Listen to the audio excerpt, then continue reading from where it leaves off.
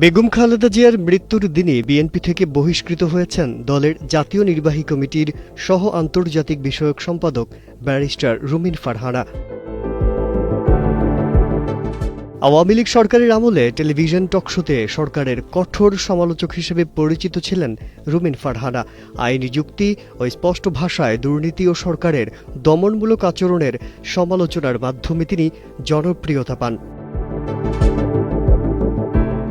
দলীয় সিদ্ধান্ত অমান্য করে সাংগঠনিক কর্মকাণ্ড পরিচালনার অভিযোগে মঙ্গলবার তাকে বহিষ্কার করা হয়। বিএনপির সিনিয়র যুগ্ম মহাসচিব রুহুল কবির রিজভীর স্বাক্ষরিত বিজ্ঞপ্তিতে জানানো হয়, প্রাথমিক সদস্যসহ সব পদ থেকেই তাকে বহিষ্কার করা হয়েছে।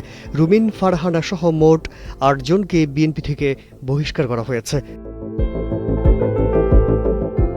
আসন্ন জাতীয় সংসদ নির্বাচনে ব্রাহ্মণবাড়িয়া ২ আসনটি জোটের শরিক দলকে ছেড়ে দেওয়ায় বিএনপির মনোনয়ন পাননি রুমিন ফারহানা।